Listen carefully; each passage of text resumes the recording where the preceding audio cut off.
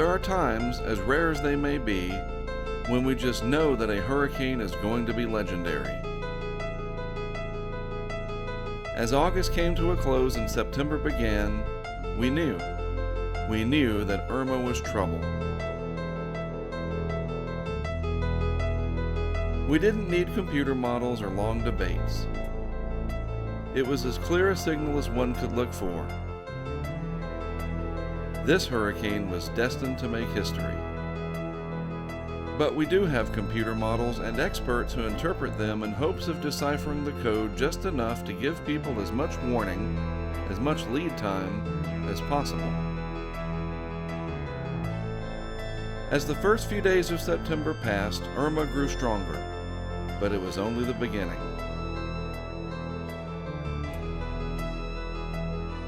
By Monday, September 4th, it became clear that the powerful hurricane would impact portions of the Lesser Antilles. As such, hurricane watches were posted. You know how the story goes. It was much too early to know with any degree of certainty how much of an impact Irma would have on the U.S. So, we waited. And while we did, Irma became the strongest hurricane ever recorded in the Southwest Atlantic Basin. It was a solid Category 5, and it was headed for the Leeward Islands. Through my interaction with people on social media regarding the hurricane, I received this email from a woman in Antigua. Daniela reached out to me and offered to send what video she could before conditions deteriorated.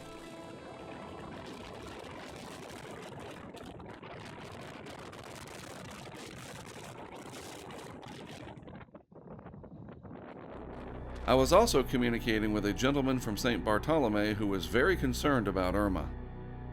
His name is Mirko, and he moved to St. Bart from Italy. At first, he wanted to express his gratitude for my updates and obviously wanted to stay on top of things as Irma progressed.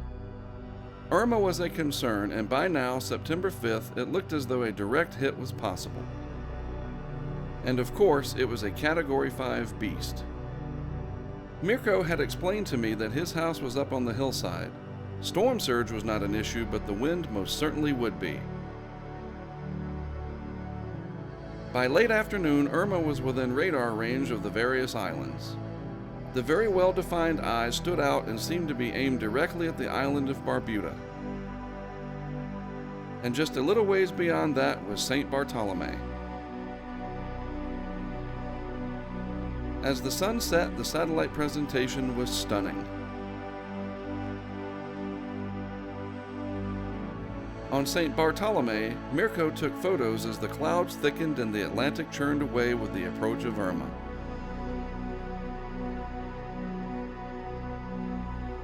Evening came to the island, the clouds giving off an eerie pink hue. The last sunset before utter hell would be unleashed. As the night wore on, we watched in awe as the tiny island of Barbuda was swallowed up by the eyewall of Irma. I chose not to sleep and remained in contact with Mirko. His fear needed no translation. He and his companions were as ready as they could be. They couldn't leave, so they hunkered down and followed my advice. A small interior room stocked with as much padding and protection as they could get their hands on. Irma kept coming, slamming Barbuda head-on with unspeakable fury and devastation, all happening during the night. This radar image is all at once incredible and the stuff of nightmares. I could only imagine, as all of us around the world that watched it unfold, what it must have been like to stare up through the eye with not a breath of wind to be found. In only a few hours' time, Irma would arrive in St. Bart, Anguilla, and St. Martin. I worried about my newfound friend and his companions as they waited for the inevitable hammer to fall. I kept wondering, what were they thinking, feeling, or talking about? We remained in contact on a regular basis via Facebook Messenger. I would send them updates. It was never good news. Mirko likewise did all he could to keep me informed. I think it helped a little for them to know that I cared. Even though I was over 1,300 miles away, and for all intents and purposes, these were complete strangers. They were all exhausted, and it was all about to ramp up in a big way. All I could do was be honest and keep engaging as best I could. Sometimes, honesty bears brutal news.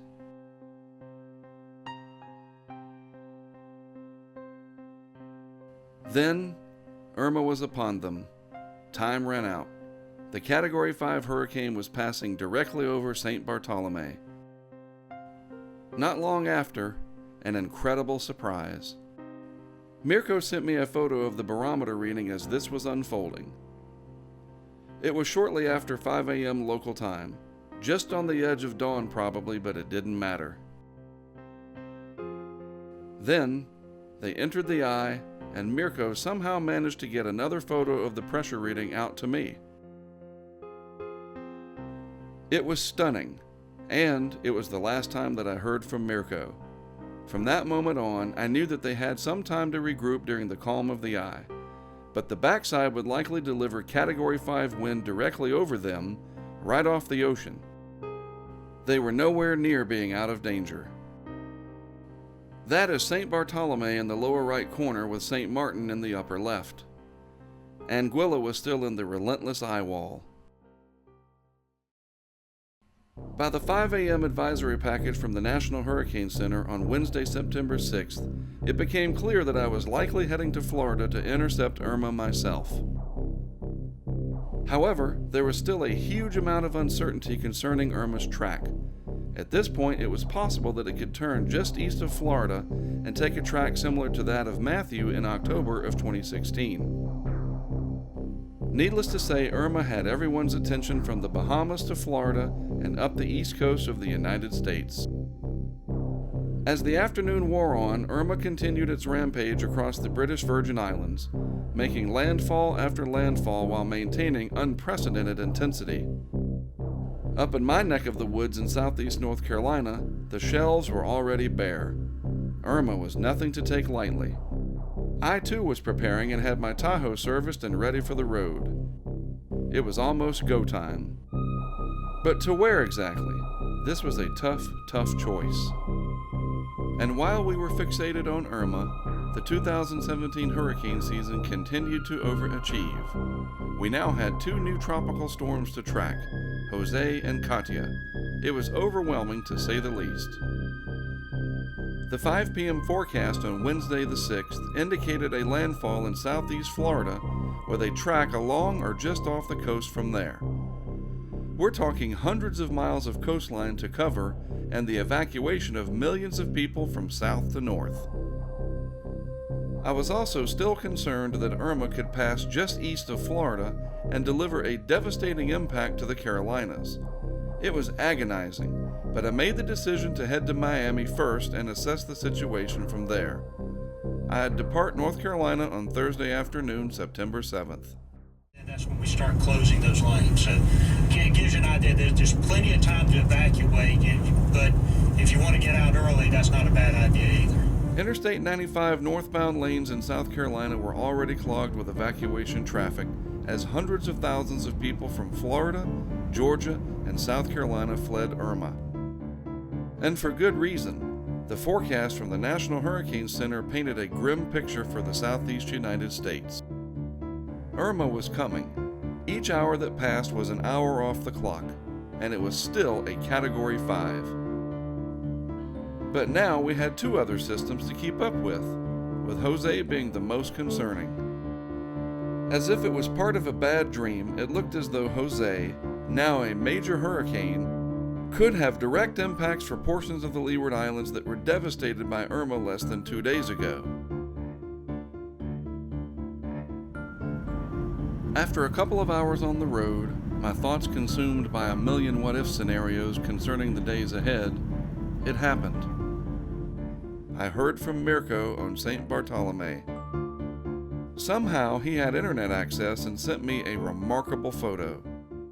At 5:45 a.m. local time on September 6th, during the calm of the eye of Category 5 Irma, Mirko took this photo, a true testament to just how intense Irma was.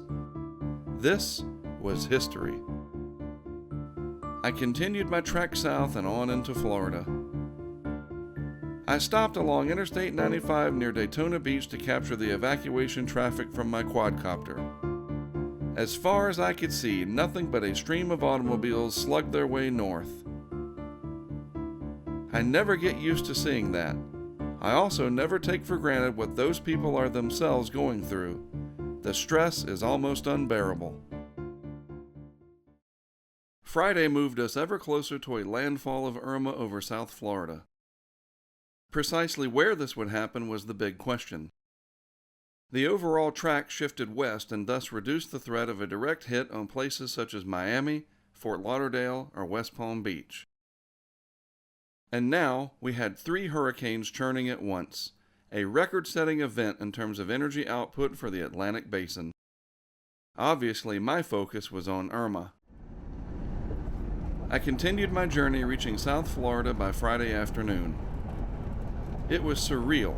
I had the place virtually to myself. Irma was a large hurricane, and to say that the effects extended well out beyond its core would be an understatement. All of the Florida peninsula was going to be impacted. I staged in Miami and formulated a plan. For now, time was on my side, but the clock was ticking, the countdown to 0 ever present in my mind. The plan was this: set up a live camera in Miami, and specifically Brickell. A friend of mine who just happens to work at the National Hurricane Center offered up his 19th floor condo. Next would be the Florida Keys, probably near Marathon, and this is where one of my state-of-the-art weather stations would be deployed. I had a real opportunity here to capture potential Category 4 wind as Irma crossed the delicate string of islands. Placement would be everything. My third camera system would go on Marco Island at the Caxambas boat ramp, a very familiar location that I worked nearly 12 years ago prior during Hurricane Wilma. The fourth camera system would be set up in Naples, where the potential for catastrophic storm surge loomed large. This was the plan for now.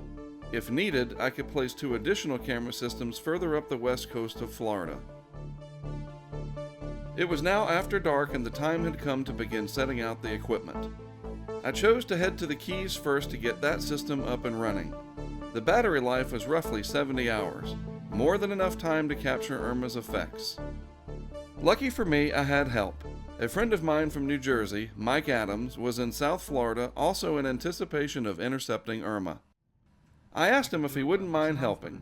He agreed, and the 2 of us got to work. The new weather station stuff, it's The young one? but it's all the computer and everything, that's all gone. Really? Yeah. All the boxes are this big now. Use the right lane to take the State Highway 826 north ramp, then keep left at the fork. Nope, everybody's going through looking at least. Running away. Mike and I made our way out of Miami and down US 1 into the Florida Keys. Again, it was so strange being the only vehicle on the road. At least people evacuated and were not taking chances with Irma. So it's In a coming quarter up. mile, your destination will be on the right. After scouting out several possible deployment locations, I decided that the bridge over Vaca Cut near Marathon would do the trick.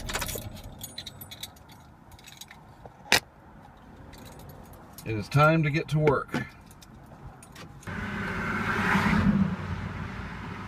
And a frickin' squall is coming too, that's great. The first band of thunderstorms from Hurricane Irma was moving across South Florida and the Keys. This made it all very real. Irma was coming.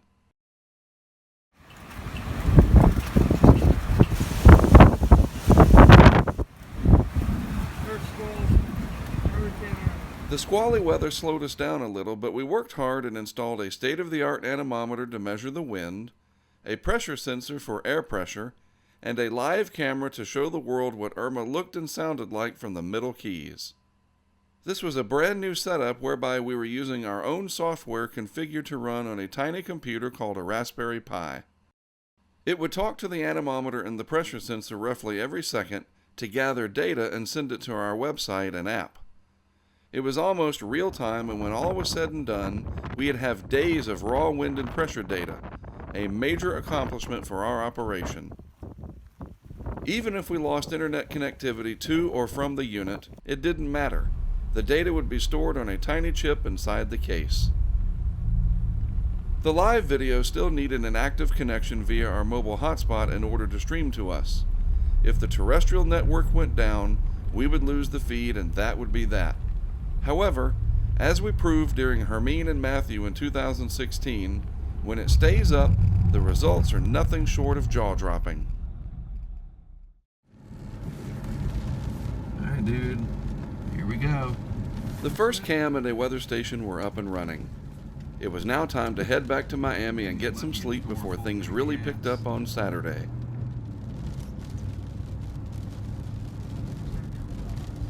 On the way out of the Keys, we were treated to a phenomenal light show, the outer edges of powerful Hurricane Irma.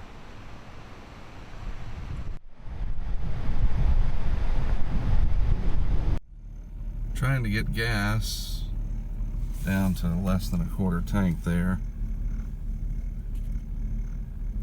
But I've got plenty in the back. I just don't want to have to tap into it yet. If I don't have to.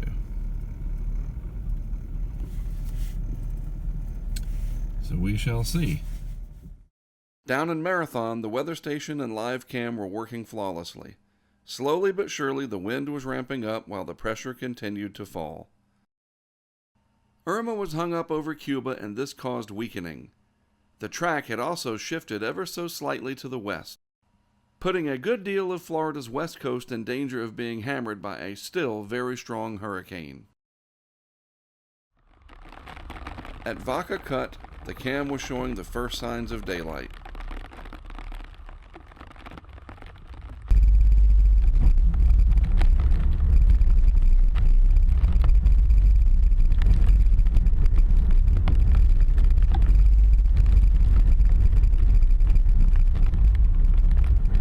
After a few hours of rest back at my hotel in Miami, I made my way to Brickell to set up the camera on the balcony of my friend's 19th floor condo. Good afternoon to you. Mark Sutton with HurricaneTrack.com here. I'm going to downtown Miami. In 500 feet, turn left onto Florida 948 West. That lady. Can't pass up the opportunity to put a camera system on the 19th floor of a condominium. The hurricane force wind field is almost certain to impact the greater Miami area, and so I feel like I should set one up there. We have several available, so why not? Pretty intense cell moving into the greater Miami area.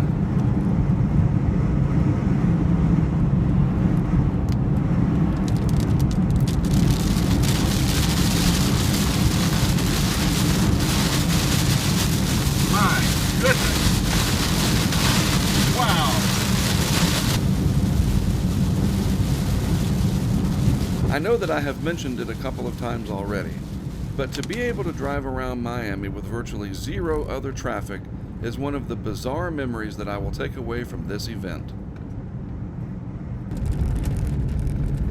There's the Miami River. It looks up.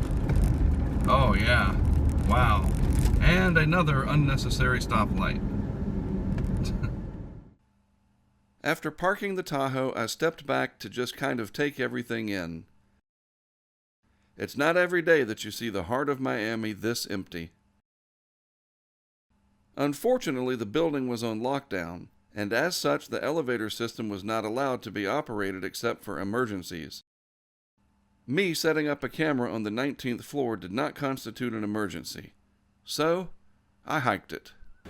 So here I am, having to walk up the stairs to the 19th floor to set up this equipment right here. I'm only on 3. Okay, update. I've made it to 10, and I'm still alive. Oh. I tell you what, this is dedication for covering the effects of a hurricane. Coming up to 11. Whew.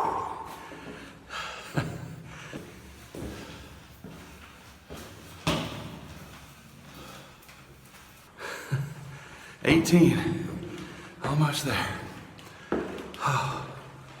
So this camera will record and stream there we go, the wind. We shall see. The first cam was up, literally.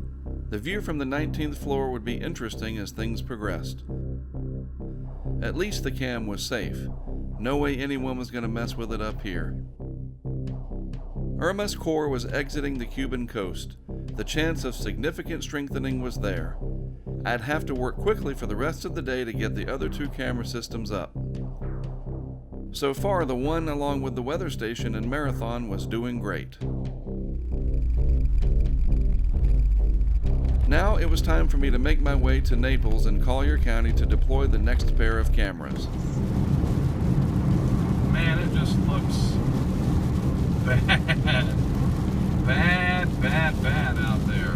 Oh, what the heck? Keep left at the floor to stay on I-75. I would finally rendezvous with Carrie and Todd, who would assist, and they had extra fuel, something I was in desperate need of.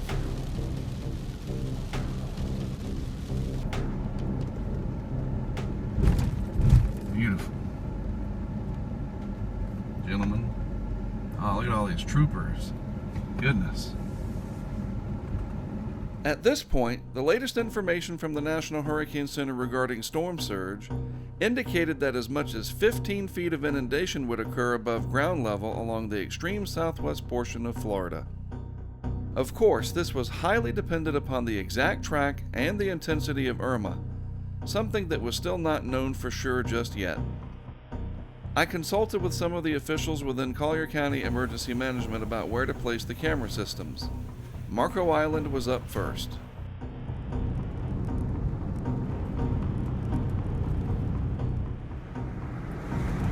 So we're going to go down to the boat ramp, and I think there's a little place there where we can stay dry when this next band comes through and consult on things. He didn't want to get wet. Heck of a job he chose. Mm-hmm.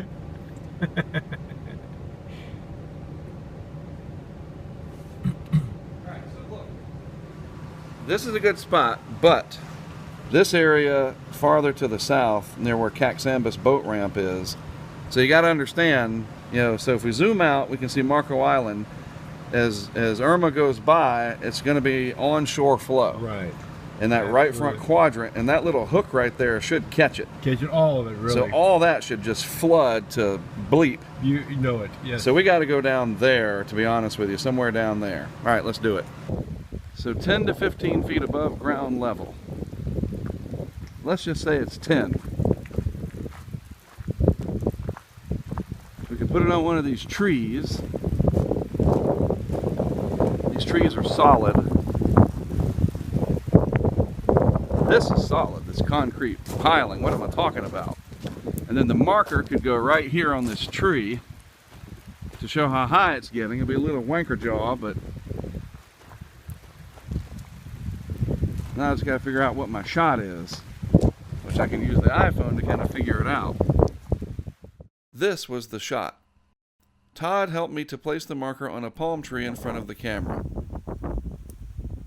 If the water was going to rise as forecast, we would be able to know exactly how high, and just as important, how fast it rose.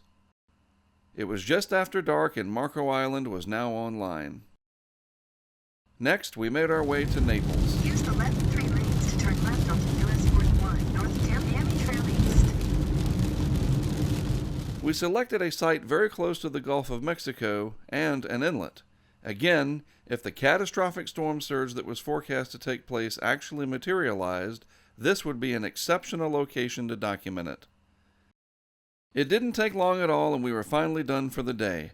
The camera was placed about 7 feet above the ground. If it went underwater, then it meant that the worst had happened. This is the view from the cam. A steady rain was falling with just a little bit of wind. A stark contrast in terms of what was coming in the hours ahead. I made my way out of Naples to return to Miami while Carrie and Todd went north to Bradenton. The single biggest question for us was whether or not Irma would actually make landfall in southwest Florida versus remaining just offshore all the way up to, say, Cedar Key. Obviously, if it made landfall and remained inland, then we wouldn't have any real need to deploy any more equipment. But we could gather ground data from the vehicles similar to what we did after Hurricane Charlie 13 years ago. As it stood, we had 4 live cameras plus a high-end, reliable, and accurate weather station set up in the path of Irma. Back in Miami, Irma's effects were becoming more noticeable.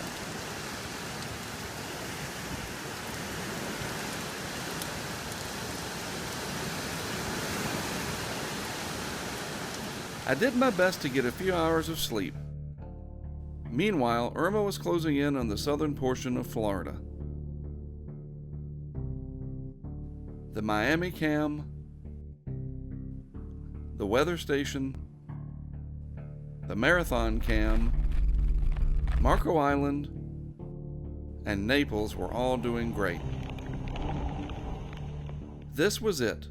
At least for now, there was nothing else to do but wait and see what path Irma took after crossing the Florida Keys. That was going to happen in broad daylight, and I had a front row seat.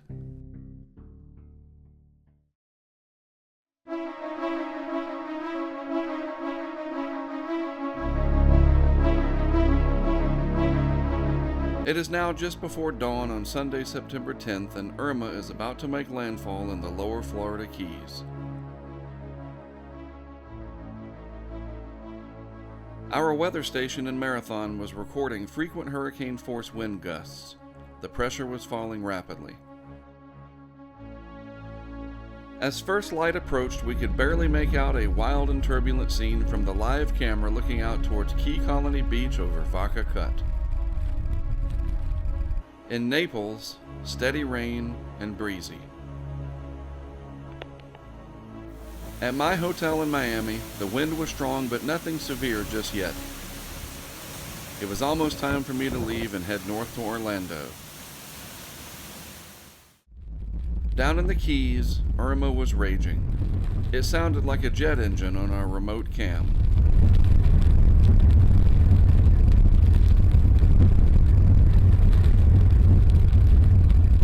This is what it looked like just 24 hours ago. Key Colony Beach in the distance, now overrun with storm surge.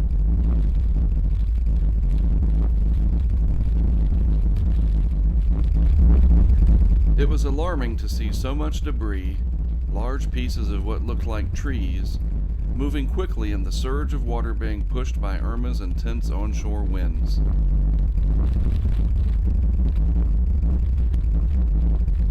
The core of Irma, still at Category 4 operationally, was passing over the lower Keys.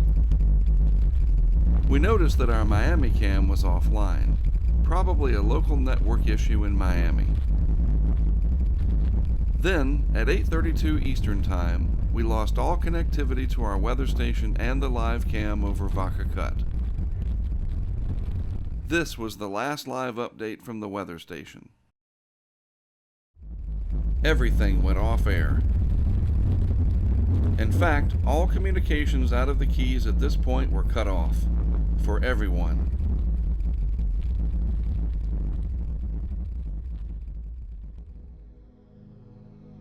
I departed Miami to make my way north to Orlando and eventually over to the Tampa Bay area. You have to understand that even now, as Irma crossed the Keys, no one knew for sure whether or not the core would come inland over Collier County.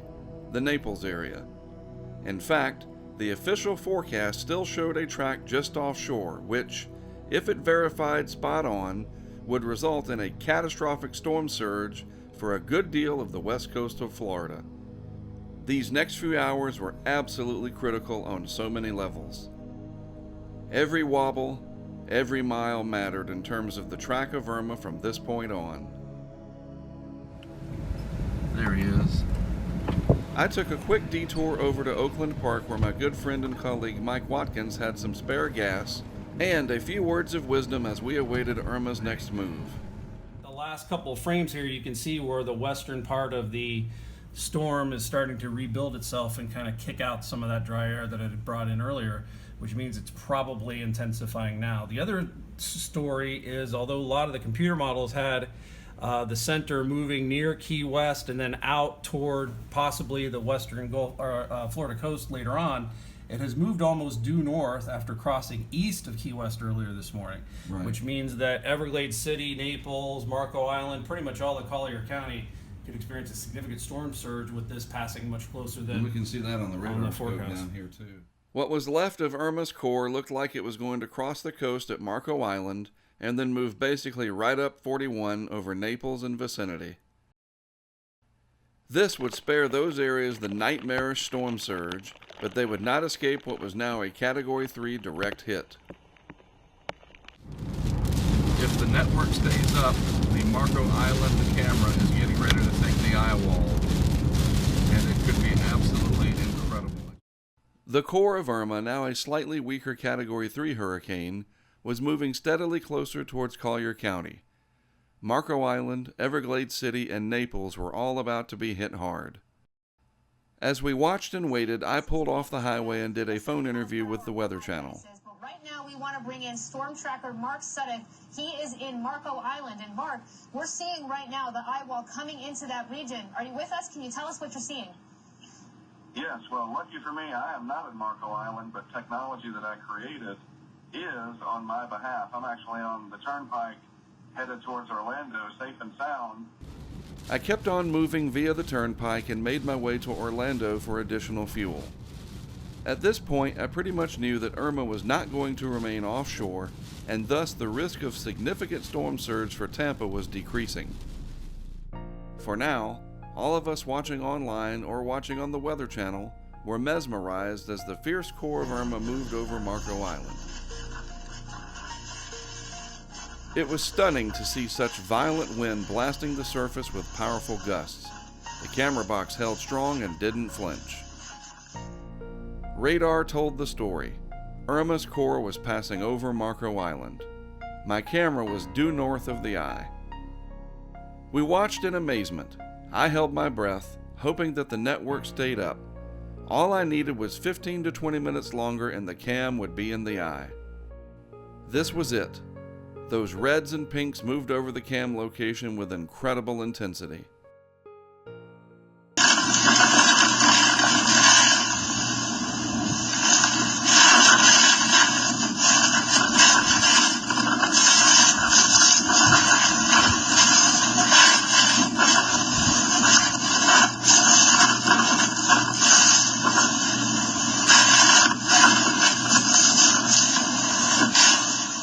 Then, gone.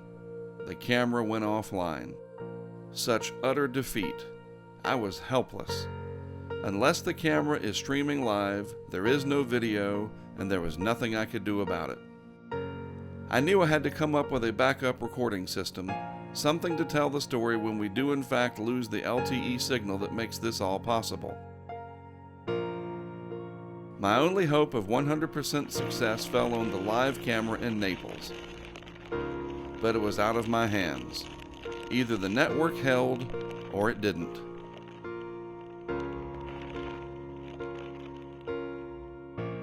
I continued up into Central Florida, battling intense rain bands as they spiraled in off the Atlantic. On Marco Island, calm as the eye passed over. I was still stunned that the feed was lost, but it wasn't my fault. My hopes now rested entirely upon the Naples cam, about to be blasted by the eyewall of Irma.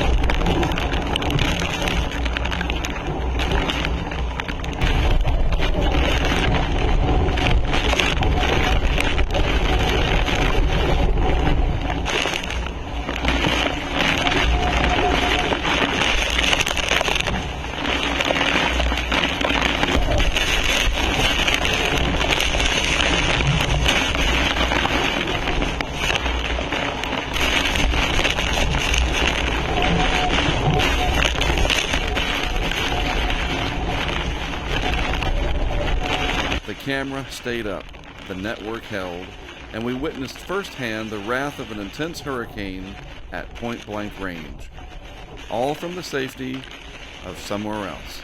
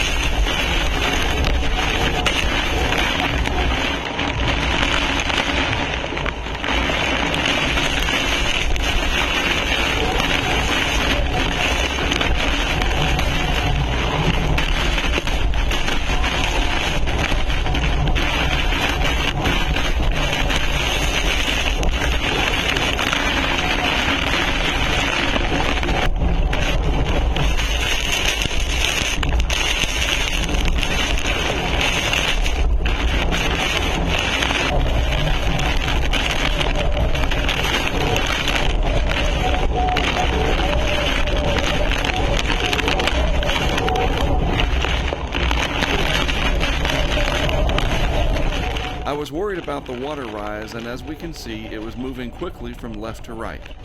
Was this the storm surge that we had all feared? Not likely, since winds were still offshore.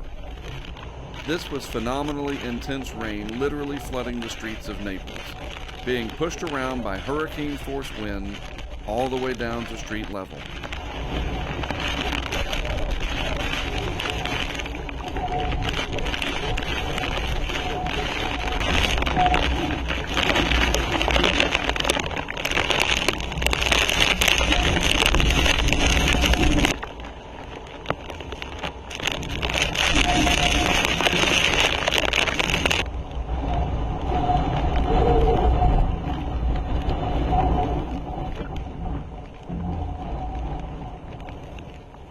Naples was in the calm of the eye. This is absolutely remarkable, and somehow the camera remained online despite a massive beating from wind and rain. A truly huge moment for our project once again. While there was some rise in the water levels, the horrific surge never materialized. This is due to the fact that Irma moved directly over Collier County and was weakening. 10 miles further west with the center, and it probably would have been one for the record books for Naples and surrounding areas in southwest Florida. The eye passed and the backside of Irma pushed through.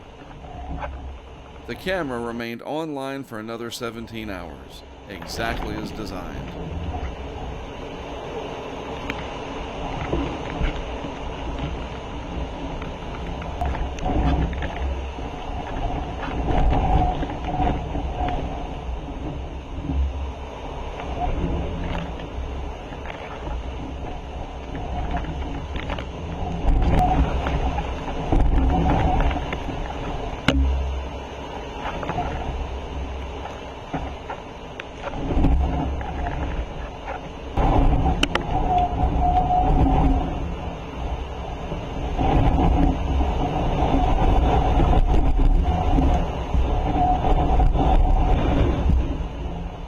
With the center of Irma moving inland and northward up the peninsula, Carrie, Todd, and I waited for its arrival along I-4 near Lakeland.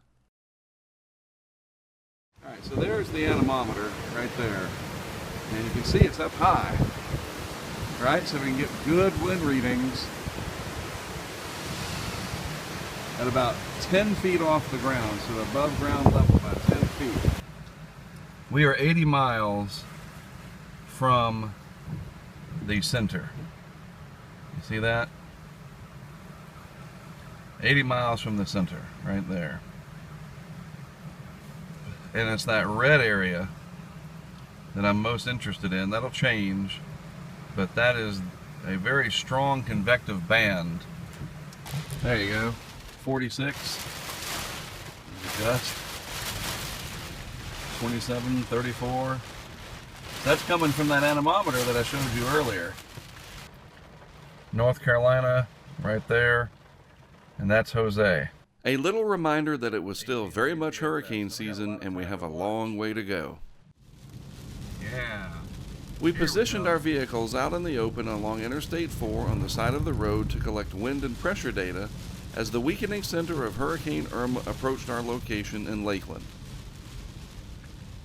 Irma was obviously nowhere near as strong as it was earlier, but the wind field and the precipitation was expansive, covering almost the entire Florida peninsula and moving into the southeast United States.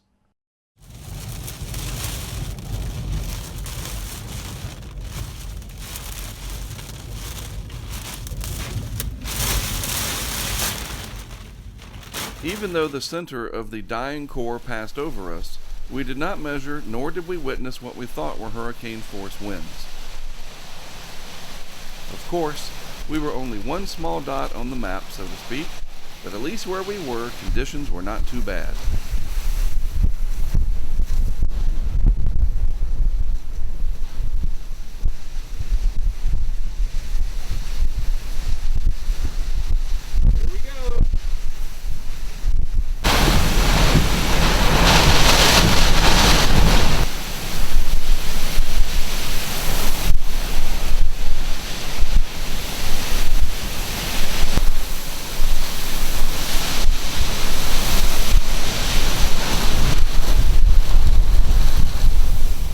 Irma's central pressure was still quite low, and there were plenty of areas still experiencing Category 1 conditions.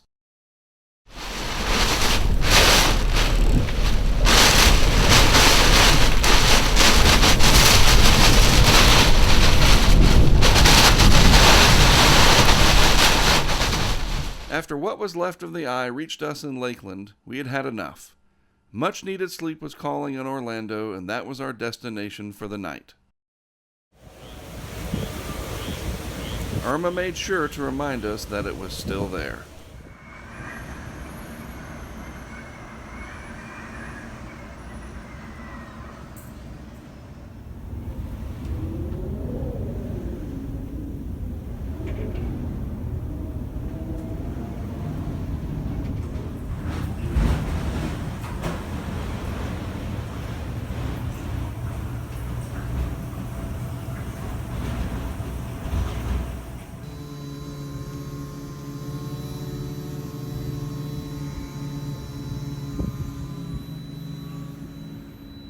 The next morning, I was kind of surprised to see that our camera system in Naples was still running. It was now the day after. Bright sunshine lit the scene as people began to move around to see what Irma had done. I do not know who this is, but it meant a lot to me to get a thumbs up from a complete stranger.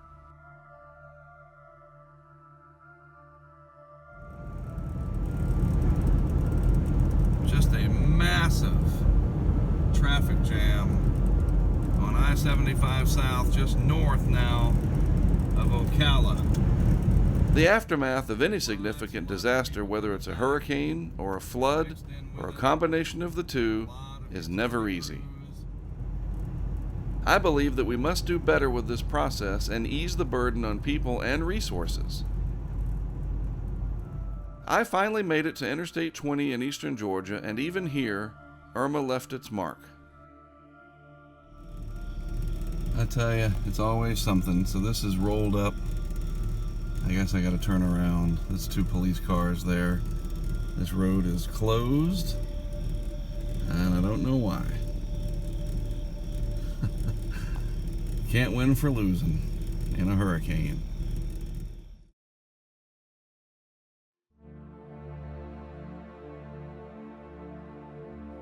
In the days and weeks after Irma passed through the Leeward Islands, and specifically St. Bartolome, my new friend Mirko sent me dozens of pictures and video. It is impossible for me to imagine what it must have been like to endure the wrath of a 185 mile/hour Category 5 hurricane. The people of St. Bart and elsewhere across the Northeast Caribbean didn't have to imagine it. They lived it.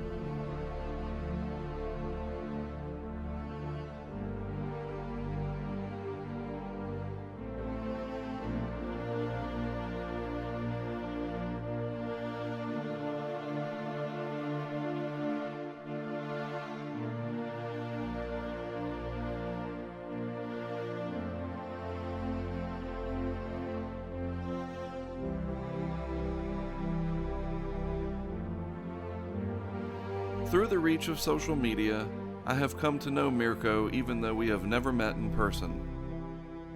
I was so relieved to know that he and his family were safe. They will have quite the story to tell of how they survived a hurricane named Irma.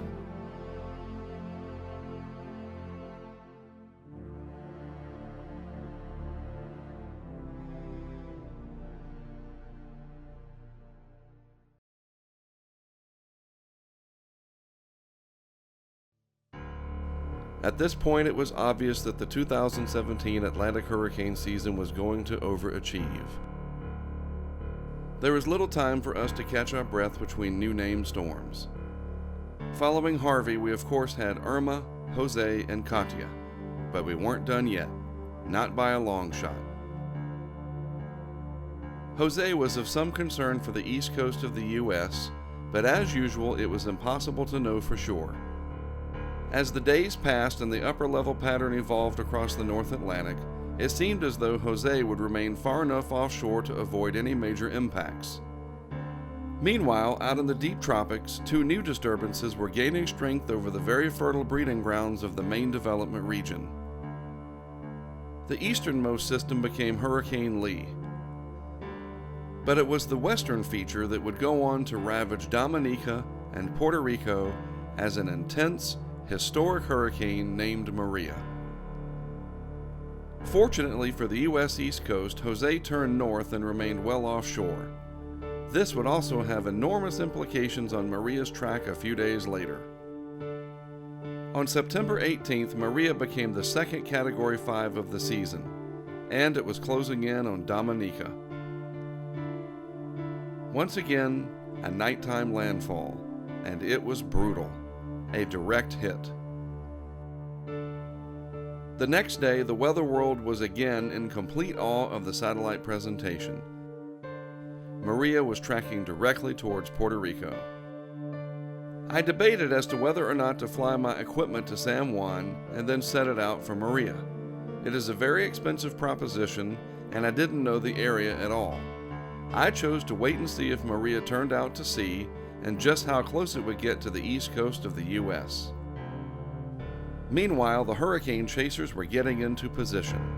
All the while, Maria kept on intensifying, and it would soon deliver an astonishing hit on portions of the U.S. Virgin Islands, Vieques, and Puerto Rico. During the day of September 19th, Maria continued to strengthen, and by early evening, winds had increased to 175 miles per hour, with an estimated surface pressure of an incredible 909 millibars. This was absolutely stunning, and fears for Puerto Rico were mounting. By 5 a.m. on the 20th, it appeared that Maria had lost some of its incredible strength, but it really wouldn't matter. Puerto Rico was about to be devastated. Even though I wasn't going to be there in person, once again, social media allowed me to interact with someone who was. His name is Carlos, and he was in San Juan. He shared this video with me.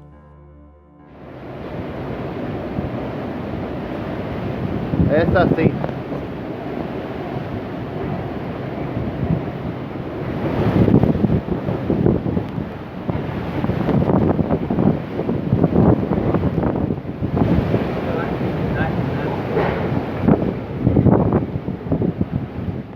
Keep in mind, this is not storm surge flooding. It's record flooding from torrential rain that Maria brought to Puerto Rico. While terms like Category 5 grab the attention of the public and the media, we seldom hear about catastrophic flooding from rainfall. Of course, we heard it a lot during Harvey. For Maria, it was truly a catastrophic event. Yes, the wind is fierce and does have a severe impact, but the record flooding from Maria's rain was terrifying. River gauges shot up in no time at all. Watching from afar, it was a helpless feeling. Deadly mudslides and flash flooding were happening all across Puerto Rico. This was just the beginning of the nightmare for millions of Puerto Ricans. The aftermath and subsequent response was abysmal and beyond the scope of this documentary. I was glad to have information coming in to me from Carlos. After all, his apartment wrecked. No power, but he always had a positive outlook on things despite the devastation that was brought to his island. And as he said, they would eventually pick up the pieces and move on.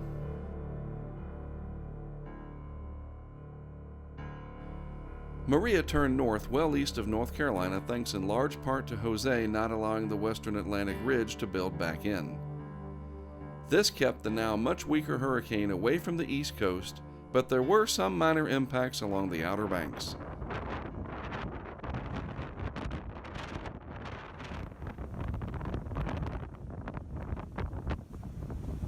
Maria's expansive circulation brought large waves and accompanying overwash to areas such as Rodanthe and Point South. It was more of a nuisance than anything else, and if it wasn't for Jose gumming up the works earlier, I truly believe that Maria would have been a much bigger problem for the East Coast.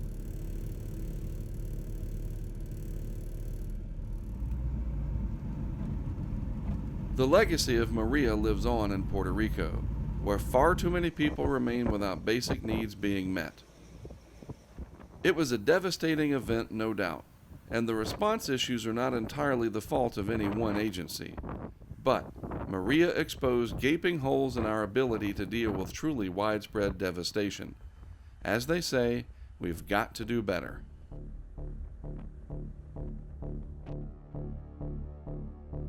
It is now early October. We are all exhausted from dealing with a record-setting hurricane season. It looked as though we'd have to do it one more time, and for us, this is when it all came together in spectacular fashion.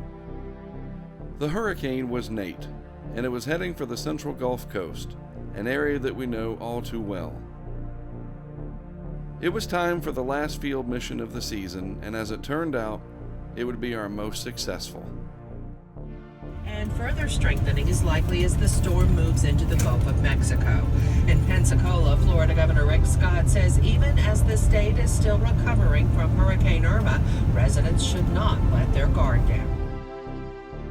I've been down this stretch of interstate so many times over the past 20 years that I affectionately refer to it as the Hurricane Highway. It is a long trek, but it gives me time to think and mentally prepare for what's ahead. I would meet up once again with Carrie and Todd in Mississippi on Friday evening, October 6th. Nate was forecast to become a hurricane and cross the coast Saturday night. We worked quickly to set up 4 cameras plus our weather station, stretching from Mobile Bay, Gulfport, Long Beach, and Waveland. We also had something very special with us, Herbie, our weather balloon payload, complete with a high-altitude computer package that included sensors for collecting temperature, humidity, and pressure data. It also sported 2 GoPro cameras mounted on the outside, one facing straight up and the other facing out and slightly downward. We've tested the project many times since its beginning back in 2012. The idea has always been to release the payload via a giant weather balloon into the eye of a hurricane just after landfall somewhere along the U.S. coast. The onboard computer would log GPS data along with temperature, pressure, and humidity every 6 seconds. In addition, we would be able to track the payload using amateur radio, what's known as APRS. We would get a new update every minute with all of the onboard data included. And of course, we had a satellite-based tracker as backup. Through all of the testing we had done in Texas, Oklahoma, and Kansas, we knew we were ready. We felt as though Nate would give us that moment. We just hoped it would happen during daylight. But even if it made landfall after dark, we felt like it was important to try anyway. We would collect data from the ground to high above the hurricane, going up through the eye. Now, this has been done before by National Weather Service offices both in the United States and even Bermuda, but it's extremely rare and difficult to do. What no one has ever done, though, was to attach cameras to the payload. If this worked, it would literally be the first time that anyone has ever even attempted such a feat, much less succeeded at it. The mission was also special in another way. Remember during Irma that we lost our live feeds from the unmanned cameras in Miami, Marathon, and Marco Island. This was because the local LTE network went down, and if we can't connect our mobile hotspots, we can't stream live, and the cameras that we use do not record internally. When this happened, I vowed to come up with a simple solution without having to find new cameras that not only streamed live reliably, but also recorded locally. This was simply not an option. So, I made a slight modification to one of our GoPro cameras, and all of a sudden, we had a solution. Normally, the GoPro will run for about 5 hours with its available battery system. That's not quite long enough for us. I figured out a way to make it run for 3 or 4 days, using one of our advanced battery packs that we were already using for our live camera setup. Nate would be the opportunity to field test this new archiving method. The GoPro was programmed to take a high-resolution picture every 5 seconds. This would provide us with spectacular time-lapse of the storm surge in Gulfport. As you can see, this field mission was incredible. We had more technology set up and running smooth than ever before. In the meantime, Nate became a hurricane, and looked as though it might rapidly intensify. To further complicate things, Nate was moving very quickly. Time was running out, but we were ready.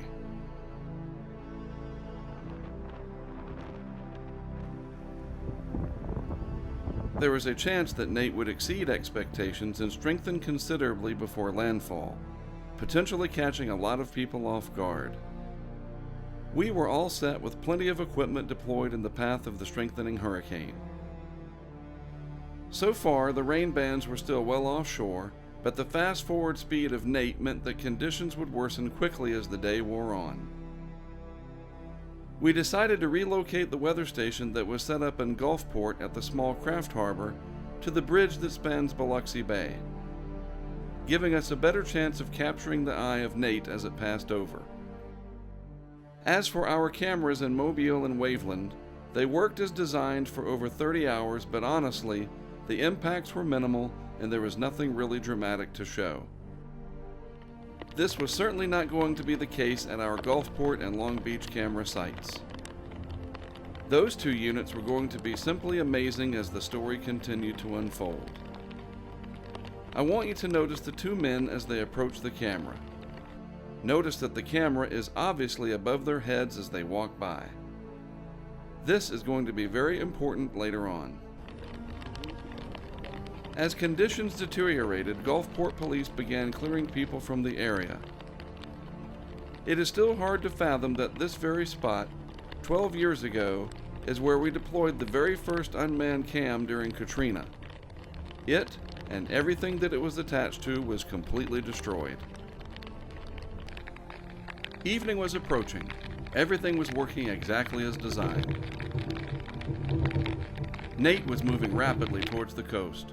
Landfall would be well after dark, though conditions were getting worse by the hour as the solid rain bands closed in on the central Gulf Coast.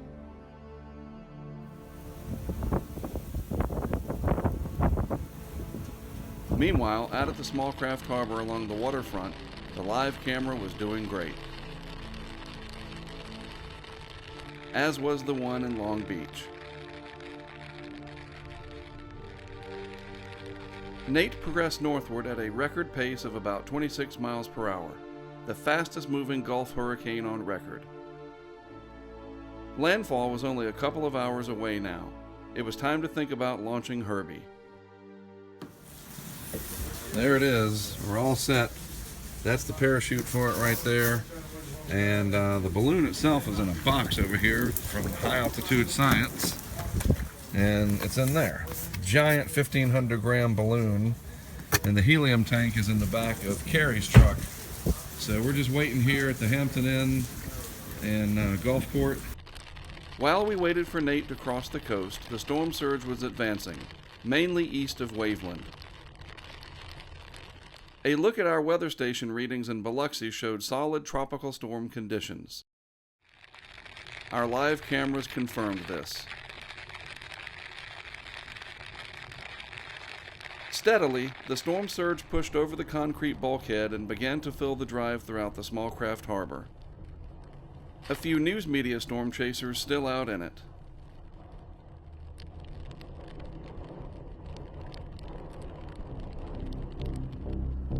The broad center of Nate was almost to the coast, the eyewall lashing the area with near hurricane force winds.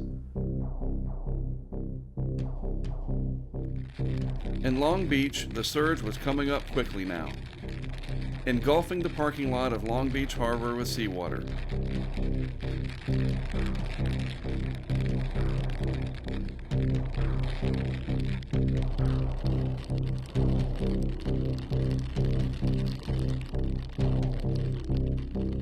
Remember the two gentlemen from earlier? I said they'd be important. Well, this really shows how high the surge reached at this location in Gulfport.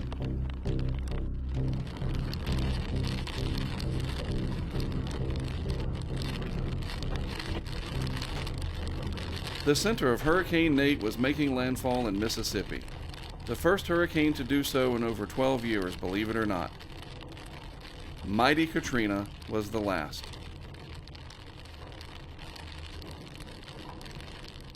Our barometer measured 982 millibars just before the winds died down in the calm of the eye. This meant it was go time for us. We had to head east on I-10 to get into position to launch Herbie.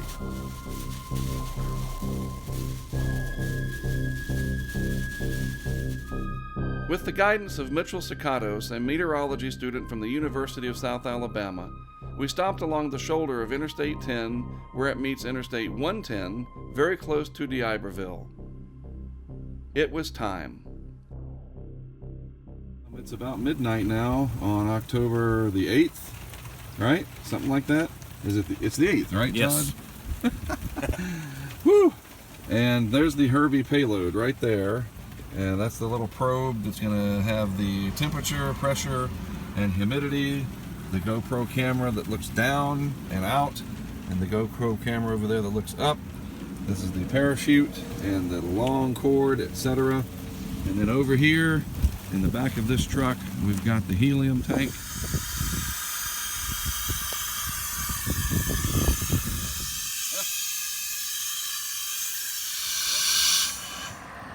Somebody walk back a ways and see if you see a bubble on the top or if it appears to be flat. All right.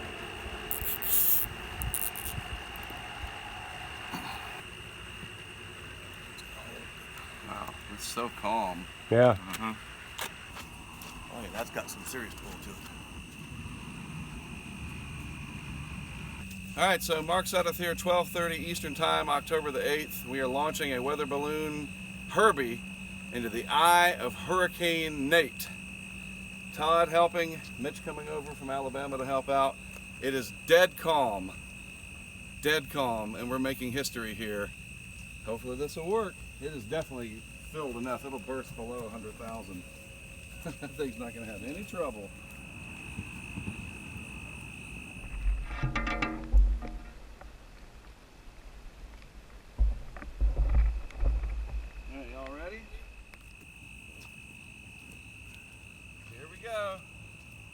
Both GoPros are GoProing.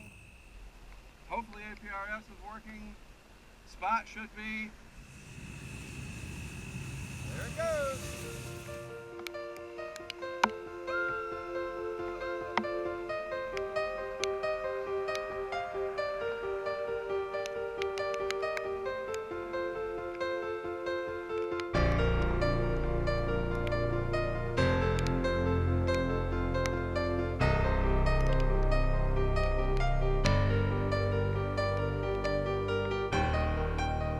We did it.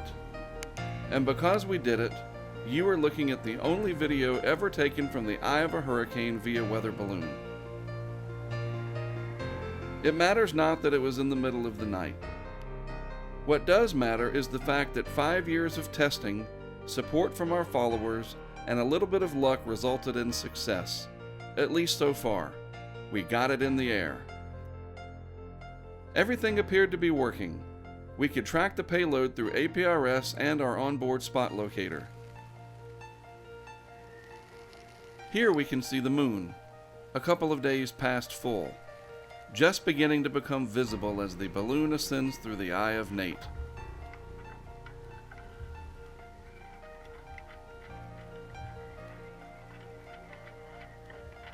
Now we waited.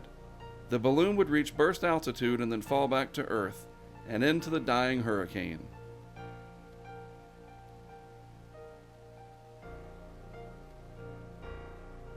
I know it's difficult to make out, but that is Nate far below the weather balloon, which has now climbed to over 11 miles above the Earth. It would have been great had it been a daytime landfall. We will get there one day. For now, this will do, and it's the first time that anyone has ever done it. We are quite proud of that. As it turns out, the extreme cold, colder than anything we saw during all of our testing, resulted in the GoPro battery shutting down way too soon. This meant that we only had about 53 minutes of record time, about a fifth of what we had expected. The balloon also burst well below 100,000 feet, which was expected since we overfilled it with helium on purpose. We wanted to be somewhat cautious on our first hurricane launch. The tracking data was very strange. We did not expect the balloon to suddenly turn southeast. After all, Nate was racing northeast, and we thought that the balloon would just ride with the hurricane to a point well inland. Obviously, it did not. Then, another surprise. The balloon turned sharply northeast just before going out over the Gulf of Mexico. How lucky is that? At 1:41 a.m. Central Time, we received the last update from the payload. It was still at around 2,300 feet above the ground. Then, it went silent. No more updates. We assumed it had landed. Carrie and Todd arrived in the general vicinity of where the last transmission was sent out, but the onshore flow meant that storm surge was still an issue. It was just too dangerous to be out. We'd have to come back after sunrise to try to locate the payload, using our radios to receive the signal. It is important to understand that the APRS transmitter is very low power. When it's on the ground, you have to be within about a half a mile of it to pick it up on a handheld or vehicle-mounted radio. However, the spot locator is satellite-based and should send its position about every 2.5 minutes or so, but it needs to face the sky. For some reason, we were not getting any position updates from Herbie. After much-needed sleep, we hit it hard Sunday trying to locate Herbie, or at least the signal from the payload. Yeah, I see it. It's plain as day hanging there. I'm trying to look for trees that look like that ladder. Right. It turns out that it was just a cluster of yellow leaves up in the branches. No luck. Plus, the beacon would easily be heard on our handheld radio, and it wasn't coming through. We continued searching and asking people if they had by chance happened to see it. To no avail. We took time out from searching to work on the math. Simple, basic math. We knew how high Herbie was and how fast it was going when it last beaconed. From that data, we could extrapolate approximately where it landed. We even had people on the outside helping with this, using other detailed physics of the parachute size and rate of descent. We all concluded that it was not in the marsh or the neighborhood southwest of Highway 63. It had to be closer to the interstate or the airport. Mark's out of HurricaneTrack.com. I know you can't see anything. I'm here with Todd Pillay. He's in front of me, believe it or not. Todd's not making that noise. That's some kind of creature or creatures as we're walking around near the Trent Lott Airport. That's the moon. Listening for that. Hoping that it'll be the beacon from our weather balloon payload. You can see that's the APRS channel. And we're just walking out near the runway. That's the runway lights. If we can hear the beacon, it'll tell us where the payload is. One of our colleagues sent more specific details on where to go next to listen for the signal. Remember, we weren't necessarily looking for the payload itself. That would be like finding a needle in a haystack. Instead, we were hoping to hear the beacon from the transmitter, and that would tell us exactly where it is. The next morning, Carrie and Todd set out early to check out the area along the service road during daylight hours. You won't believe what happened. They found it. Only a few hundred feet from where our colleague suggested it may have landed. Remarkable. I left our hotel and made my way over to the site. Alright, here we are. It is Monday, October 9th, Columbus Day, and our team, Carrie and Todd, have located the Herbie payload, and I'm driving back here to meet them. This is the first time that I will have seen it. It's ironic because Todd and I walked back here last night with our handheld radio looking for it. Alright, here we are in Moss Point, Mississippi. This is the payload. Look at that. It's like literally hooked on. That's crazy. It's like somebody put it here. Did you guys put it here? Nope, no. That's exactly what we found. Exactly how we found it. It turns out that a maintenance worker for the hotel spotted the payload on the ground during the early morning hours of Sunday. Not knowing exactly what it was, they hung it on the oleander bush. This made it easily visible as Carrie and Todd drove by on the service road. So what happened exactly? Why weren't we able to pick up the signal from the APRS transmitter? This was easy to figure out. One of the AA batteries had popped out of the case upon impact with the ground. Easily solvable for next time. We will use electrical tape to secure the batteries firmly into place. As for the spot locator, we're not entirely sure why it quit transmitting, and that remains a mystery to this day. Here's the thing. We had enough tracking data to know pretty much where it landed. Using some math and extrapolation, we narrowed it down enough to allow luck to take over. In the end, we found the payload. And thus the story is complete. Almost. Remember the GoPro cam system that I modified to take a high-res picture every 5 seconds? Well, it did its job, and we captured the entire landfall event of Nate, and in spectacular, high-definition time-lapse.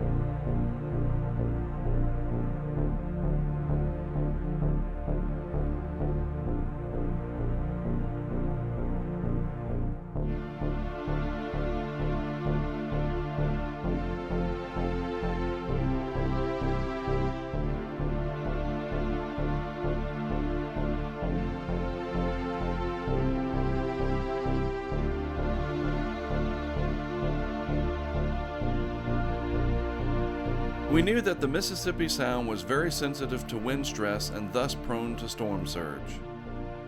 I never knew that it was this sensitive. Each rain band that pushed on shore increased the water level, which then retreated after the rain band had passed. Remarkable to see this in the time-lapse movie. Once full-on tropical storm conditions set in, the surge began to advance and swallow up the small craft harbor, as well as many locations east of Gulfport, including parts of Biloxi.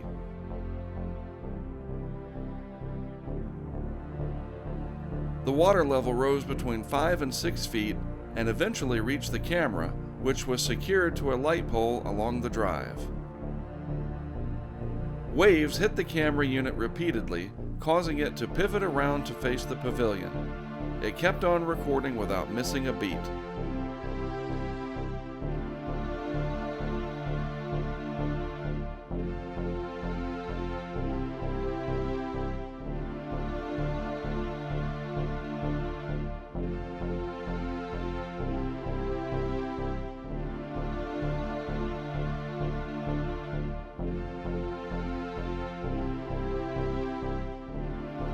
The center of Nate passed by to the east, and eventually the flow turned offshore, pushing the moderate storm surge back out into the Mississippi Sound and the open Gulf. The GoPro kept on taking one high-resolution photograph every 5 seconds on into the day Sunday. People had returned to the small craft harbor to see what damage Nate had brought. Fortunately, it wasn't too severe. As my team and I searched for Herbie and the signal from the payload, the camera system kept on recording even during the heat of the day. After retrieving this camera box and viewing what you are looking at now, I knew that we had something special for the future. We live in a world of instant gratification and live video feeds from a variety of sources. I have spent the better part of the past 12 years perfecting our own method of delivering immersive, live video from high-impact weather events. Irma taught me a lesson that I applied during Nate. I would never again tackle a hurricane, especially a major hurricane event, without what amounts to an arsenal of these new recording units.